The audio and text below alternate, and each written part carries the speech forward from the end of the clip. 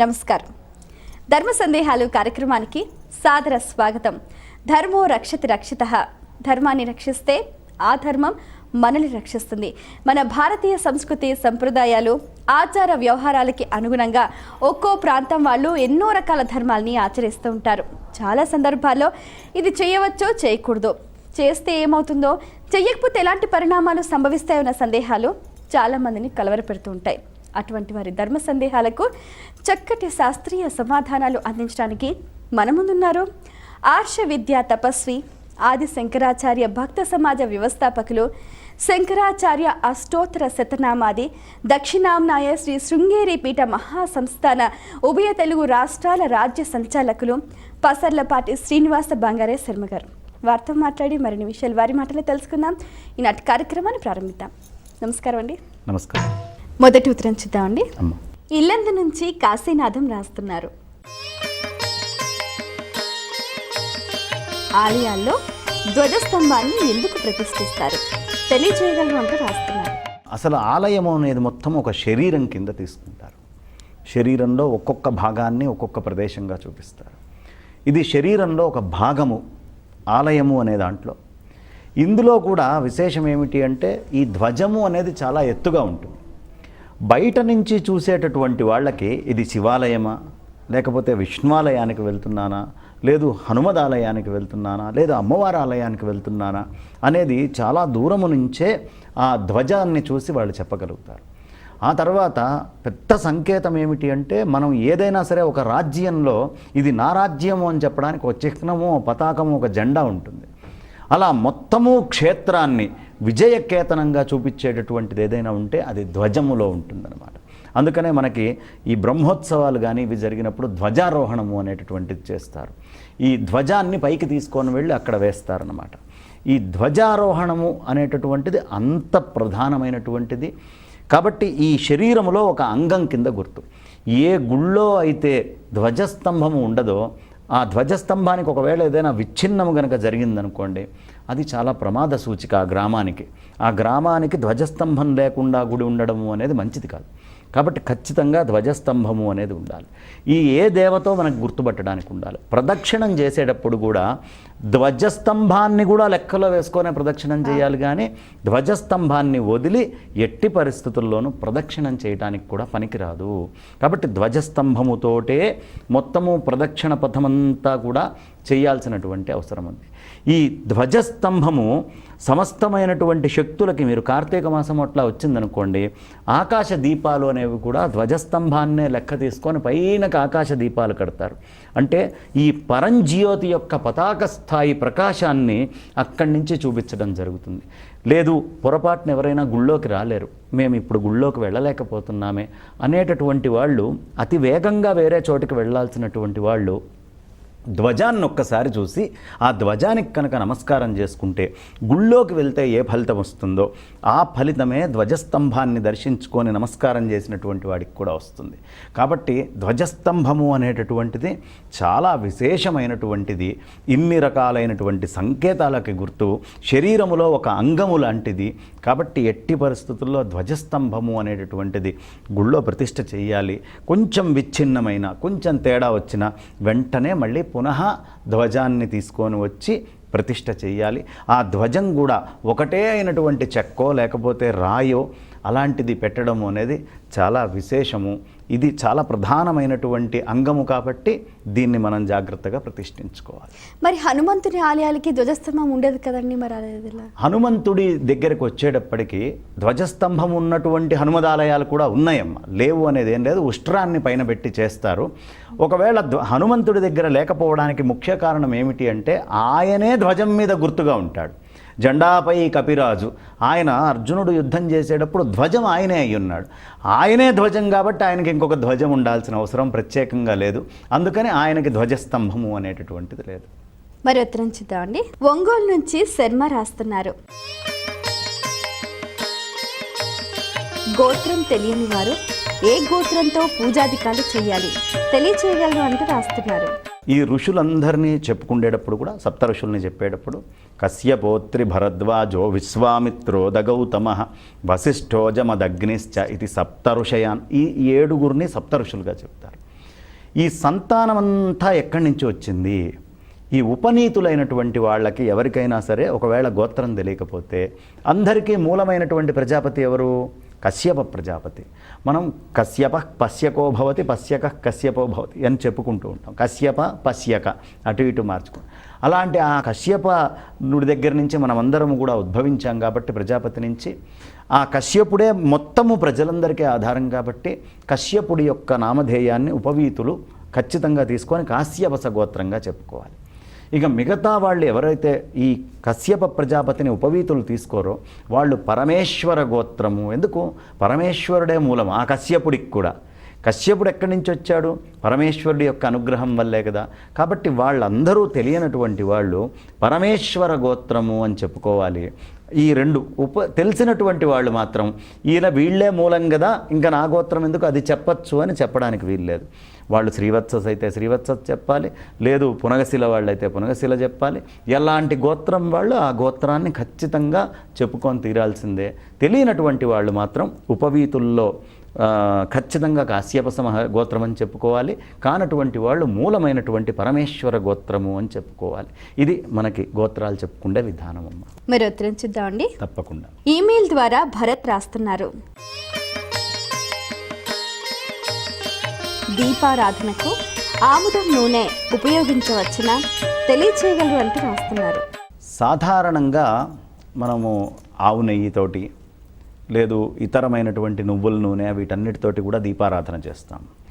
ఈ ఆముదము నూనెని హేరండ తైలము అంటారు. ఈ హేరండ తైలం ఎట్టి పరిస్థితుల్లో దేవతా కార్యక్రమాల్లో వాడడానికి వీల్లేదు అని స్పష్టంగా వాక్యాలు చెప్పబడున్నాయి. కాబట్టి ఎప్పుడు ఆముదము నూనె భగవంతుడికి జ్యోతిగా మాత్రం మన మనస్సులో అనుకొని మనం వెలిగించకూడదు.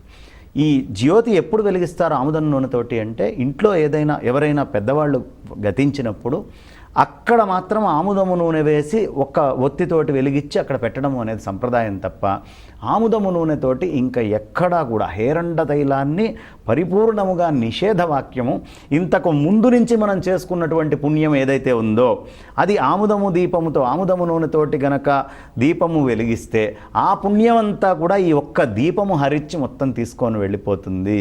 కాబట్టి సందర్భము అనేటటువంటిది స్పష్టంగా ఈ ఫలానా సమయంలో వాడాలి అని చెప్పారు. కాబట్టి ఎట్టి పరిస్థితుల్లో ఆ హేరండ నూనెని ఆ సందర్భములోనే వాడాలి ఆముదము నూనెని. మిగతా సందర్భాల్లో దేవతా పూజల్లో ఆముదము అనేటటువంటిది పరిపూర్ణమైనటువంటి నిషేధ వస్తువు, ఎట్టి పరిస్థితుల్లో వాడకానికి పనికిరాదు. మరి ఉత్తరం చూద్దామండి. ఈమెయిల్ ద్వారా జ్యోతి రాస్తున్నారు, మనం రోజు 3 పూటలా తినే ఆహారాన్ని భగవంతుడికి నైవేద్యంగా అర్పించవచ్చునా తెలియచేయగలరు అంటూ రాస్తున్నారు. ముందు వారికి ధన్యవాదాలు చెప్పాలి 3 పూటలా భోజనం చేస్తున్నందుకు. 3 పూటలా భోజనం చేస్తున్నాడు అంటే చాలా ఆరోగ్యంగా ఆ వ్యక్తి ఉన్నాడు అని. ఇవాళ రోజున 2 పూటలకే భోజనము అనేది చాలా మటుకు పరిమితమైంది. అయితే 3 పూటలు చేయనివ్వండి, 5 పూటలు చేయనివ్వండి, ఎన్నిసార్లు చేసినా భగవంతుడికి నివేదన చేయొచ్చు. దీంట్లో దోషం ఏమీ లేదు. ఖచ్చితంగా చేసినందువల్ల ఈ కష్టం కూడా ఎందుకు ఖచ్చితంగా చేయొచ్చు అని చెప్తున్నాను అంటే వైశ్వదేవము అనేటటువంటిది ఒక సంప్రదాయంగా ఉండేది. భార్య ఉన్నంత దాకా అగ్నిహోత్రులు ఆహితాగ్నులైనటువంటి మహాపండితులు వైశ్వదేవం చేస్తారు. వాళ్ళు ఉదయము సాయంత్రము కూడా నివేదన చేయటము అనేది ఒక సంప్రదాయంగా ఉంది. షట్కాల పూజ చేసేటప్పుడు షట్కాలాల్లో కూడా శివుడికి నివేదన చేయటము అనేటటువంటి సంప్రదాయము ఉంది. అవసర నివేదన ఎప్పుడైనా చేయొచ్చు.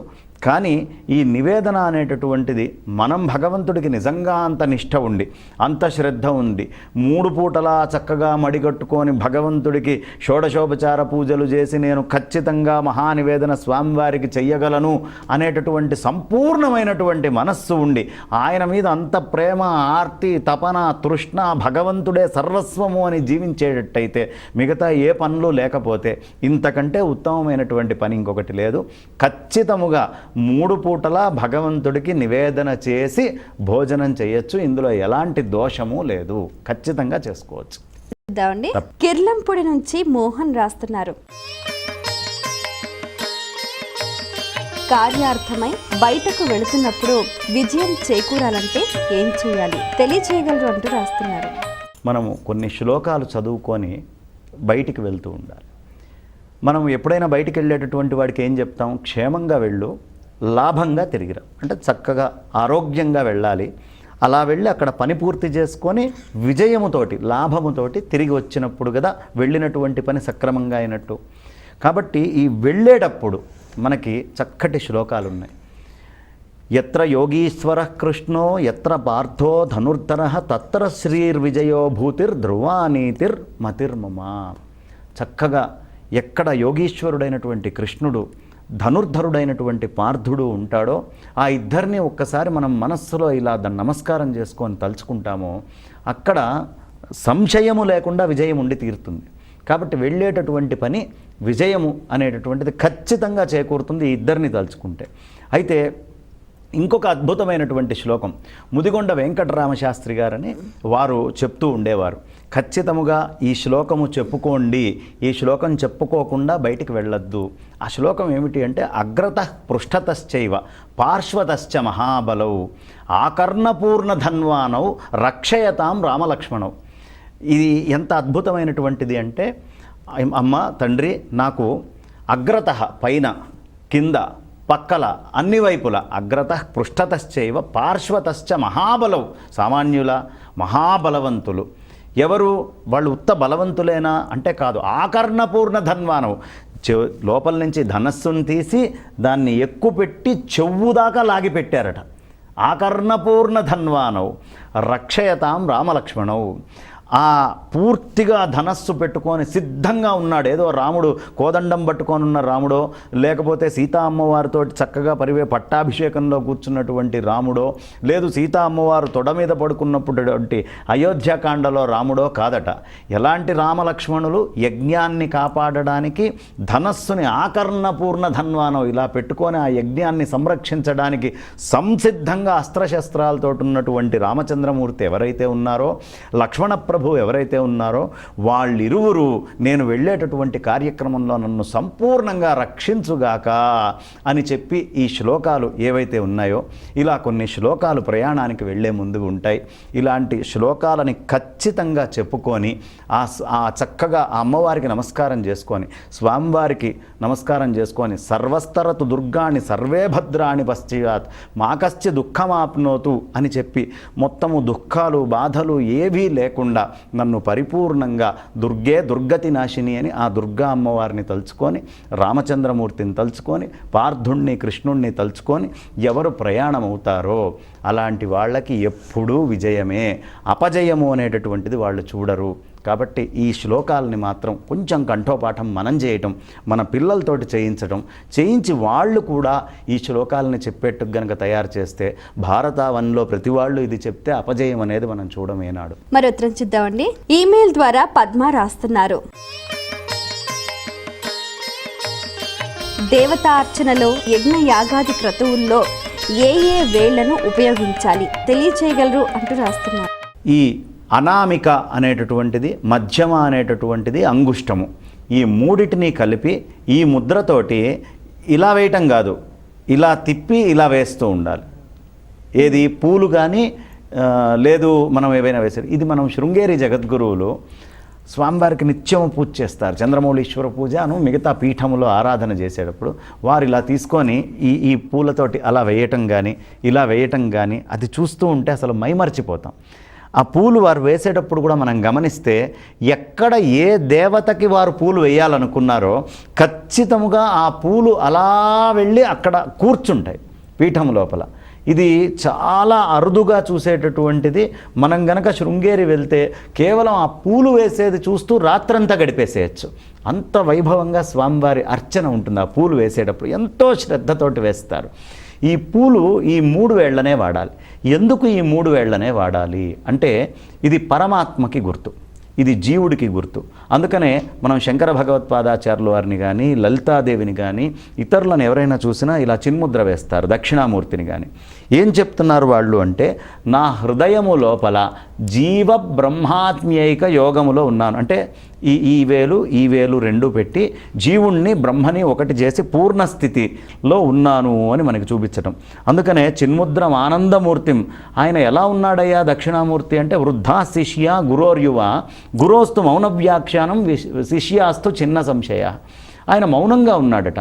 మరి మౌనంగా ఉంటే శిష్యులకి ఎలా వాళ్ళకు ఉన్నటువంటి ప్రశ్నలన్నీ సమాధానాలు వచ్చేసి పటాపంచలైపోయినాయి ప్రశ్నలు అంటే ఇదే ఏమీ లేదు, ఇలా వేశారు.